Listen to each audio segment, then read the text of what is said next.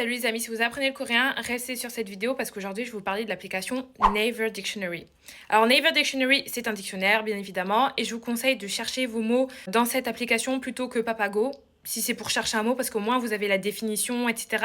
Puis vous avez les contextes et tout, c'est mieux. J'ai appris récemment que sur Naver Dictionary, vous pouvez étudier le coréen. Quand vous allez sur l'application Naver Dictionary, vous avez d'abord le mot du jour. Ça va vous permettre juste d'enrichir votre vocabulaire. Vous avez un peu la phrase du jour, mais qui appartient à un dialogue. Il y a un petit bouton, vous cliquez sur écouter et ça va vous lire tout le dialogue.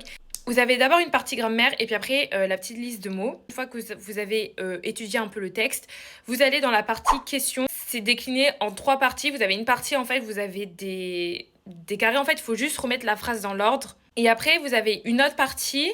En fait, vous avez les phrases et il faut compléter en fait les trous par les mots qui manquent. Vous avez la partie écoute, donc toutes les phrases du dialogue, vous allez devoir les écouter puis les réécrire. Et après, vous avez une partie, vous avez la phrase et il faut juste vous cliquer sur le bouton enregistrer.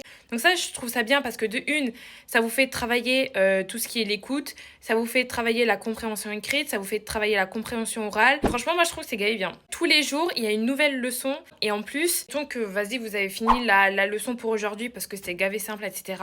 Vous pouvez cliquer sur les leçons précédentes en fait. S'il y a un jour, vous n'avez pas fait votre leçon, même si ça date du mois dernier, vous n'avez pas fait une leçon, vous cliquez dessus et vous allez avoir un nouveau texte. Ce sont des dialogues qui viennent directement de Yeonsei qui sont mis sur Naver Dictionary. Bref, donc tous ceux qui veulent étudier le coréen avec une app, moi je vous conseille Naver Dictionary. Voilà, bisous!